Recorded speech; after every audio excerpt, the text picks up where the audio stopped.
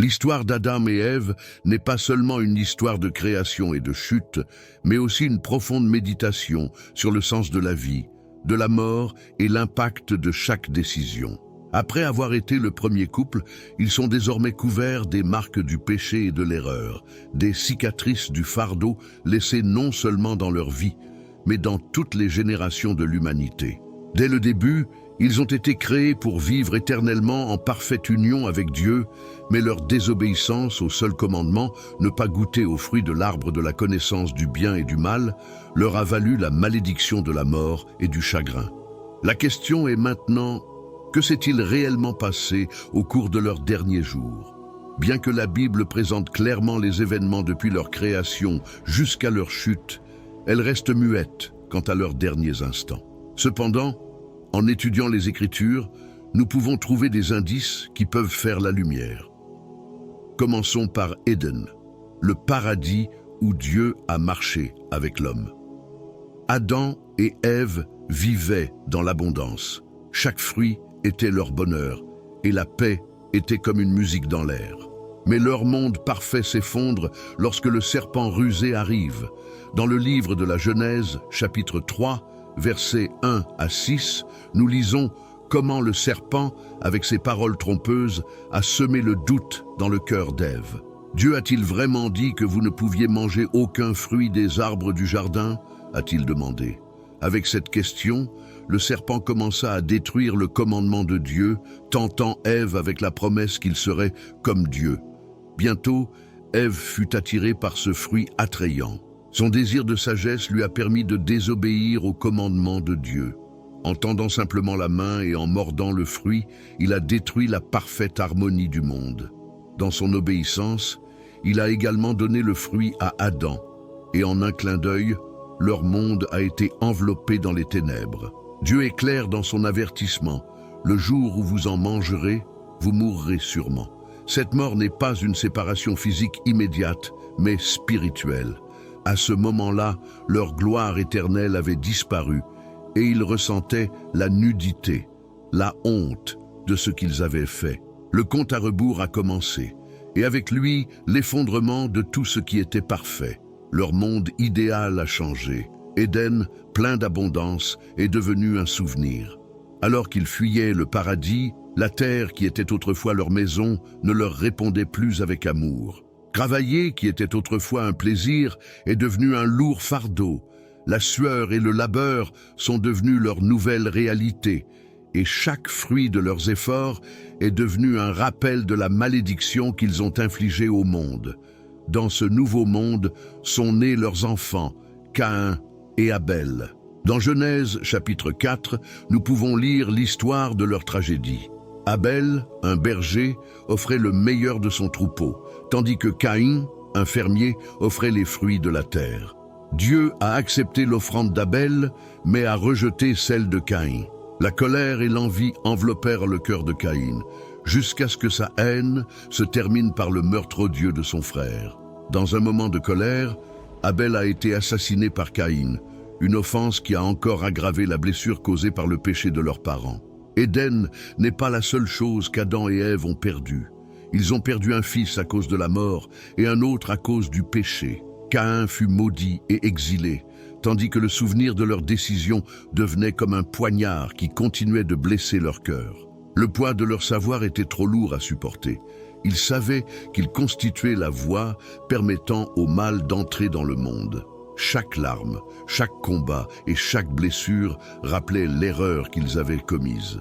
La vie autrefois pleine d'espoir est enveloppée dans l'ombre de la mort. Leur histoire n'est pas seulement un rappel du châtiment, mais un reflet de la véritable valeur de l'obéissance à Dieu. Le souvenir d'Éden apparaît comme une ombre qui suit Adam et Ève et les enveloppe chaque nuit. Mais c'est aussi là que tout a commencé à changer. Si l'expulsion du jardin d'Éden semblait être le summum du châtiment divin, leur vie hors de la protection et des provisions directes de Dieu a servi de leçon douloureuse sur la réalité de l'humanité. Dans le livre de la Genèse, il est dit qu'ils eurent des fils et des filles, mais mentionne spécifiquement leur fils Seth. Avec son arrivée, il semblait qu'une lueur d'espoir brillait. son fils Énos a initié le renouveau spirituel, car alors l'appel du nom du Seigneur a commencé, Genèse 4, 26.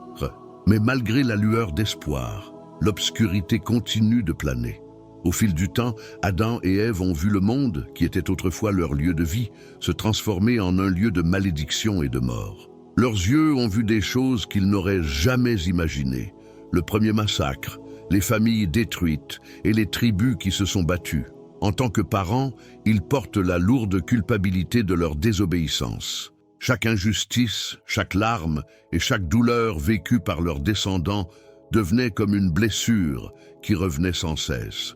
La promesse d'un Rédempteur reste une rumeur qui s'étend sur l'avenir, mais le présent est lourd et plein de douleur. Au fil des années, le corps d'Adam a commencé à céder.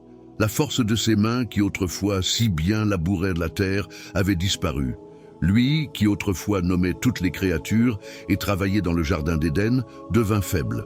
Ses mouvements ralentissèrent et le poids de près d'un millénaire de vie reposa sur ses épaules. Ève, la femme qui portait l'humanité dans son sein, portait aussi le poids du temps. Son visage, qui reflétait autrefois la création parfaite, était taché de rides et de fatigue. La mort d'Adam est rapportée dans Genèse 5, 5. Et tous les jours d'Adam furent 930 ans, et il mourut. Imaginez cette scène. Des enfants, des petits-enfants et des arrière-petits-enfants se sont rassemblés pour assister à la première mort naturelle de l'histoire de l'humanité. C'était la première fois qu'ils assistaient au dernier souffle de quelqu'un. Adam, le premier homme, le premier pécheur, fut le premier à affronter la mort physique, signe parfait de la malédiction causée par le péché. Qu'auraient pu ressentir ceux qui l'entouraient? Tristesse, respect et peut-être un peu de soulagement, car le poids de son erreur est retombé dans la poussière. Mais d'où vient sa mort? Selon la Bible, elle est causée par la vieillesse, conséquence naturelle de près d'un millénaire de la vie. Aurait-il pu tomber malade ou avoir une limitation physique? C'est possible, mais il semble plus logique que ce soit le résultat du processus naturel de vieillissement. Sa mort a marqué la fin d'une époque de l'histoire de l'humanité, une scène douloureuse mais significative qui porte une profonde signification spirituelle. Dans d'autres écrits anciens, il y a des allusions aux derniers instants d'Adam. Selon certaines informations, dans son agonie, sa famille a prié et versé des larmes, essayant de soulager son état. L'archange Michel est venu le réconforter et préparer son esprit au décès. Cette interprétation montre un Adam qui, au milieu de la douleur, réfléchissait profondément à ses erreurs et à la promesse que Dieu lui avait faite en Éden. La promesse que sa progéniture viendrait écraser la tête du serpent et apporterait le salut. Pendant ce temps, Ève, première femme et dernière témoin d'Éden, reste seule dans le souvenir du jardin parfait. Il était le seul à apporter le souvenir d'un monde qui n'était pas encore souillé par le péché. Mais comme pour toute chose, sa fin est également venue. Bien qu'il n'y ait aucune trace exacte de sa mort dans la Bible, il est logique de supposer qu'il est également mort de vieillesse, comme Adam. Il a peut-être passé ses derniers jours entouré de sa famille, méditant sur les promesses de Dieu et toutes les expériences de l'humanité depuis l'Éden jusqu'à son dernier moment. L'histoire d'Adam et Ève n'est pas seulement une histoire de péché et de malédiction, mais un rappel de l'importance de la foi, du repentir et de l'espoir de la promesse du salut. Leur vie et leur mort ont constitué le premier chapitre de la longue histoire de la rédemption de l'humanité par Dieu. La promesse de Dieu dans Genèse 3, 15, concernant la tête du serpent que la semence de la femme écraserait, était une lueur d'espoir qui a continué à briller pour Ève jusqu'à ses derniers jours. Malgré toutes ses souffrances et ses erreurs, cette promesse semble avoir été son refuge, un rappel que malgré tous les péchés et la mort, Dieu a un plan de salut. En grandissant, il pense peut-être à ce jour, au jour où la malédiction du péché sera supprimée et où l'humanité sera à nouveau en communion avec Dieu. Selon la tradition biblique, la mort d'Ève a été paisible, une fin pleine de foi et de confiance dans la promesse de Dieu. Mais en dehors des écrits canoniques, il existe des traditions qui parlent d'une fin plus dramatique. il est rapporté dans certains écrits non bibliques, tels que le livre d'Adam et Ève, qu'Ève est morte après la mort d'Adam, s'effondrant de chagrin. Une autre tradition raconte qu'il mourut subitement, peut-être à cause d'une maladie, rappel de la vie courte et temporaire de l'homme depuis la chute en Éden. Bien qu'il n'existe aucune preuve biblique de ces détails, ils permettent de mieux comprendre les sentiments de la première femme face à la mort.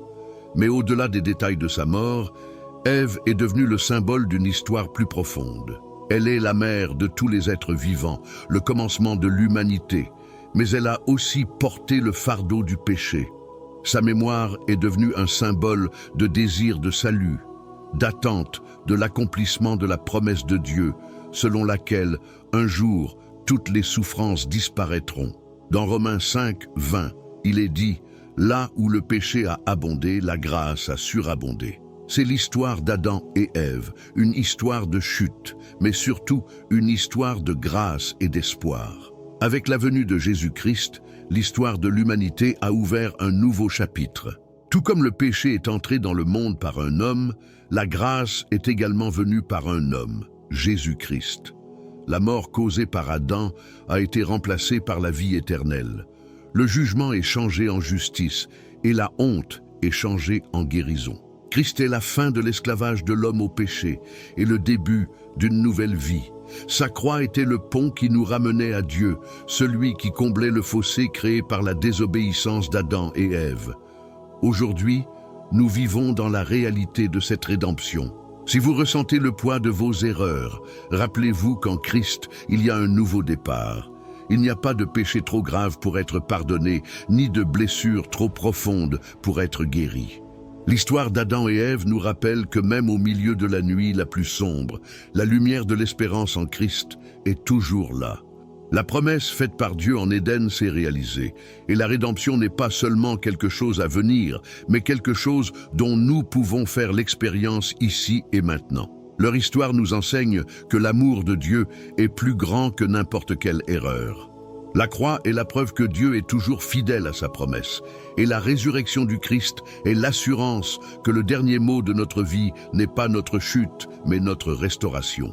Alors, si vous êtes perdu, si vous perdez votre objectif, ou si le poids de votre passé vous semble ne plus pouvoir le supporter, rappelez-vous qu'il y a de l'espoir en Christ. Il est le nouveau départ, non seulement pour Adam et Ève, mais pour nous tous. Si vous souhaitez continuer à écouter ce type de contenu, appuyez sur la vidéo qui se trouve sur votre écran. Que Dieu vous bénisse et rappelez-vous, avec lui, il y a toujours un nouveau départ.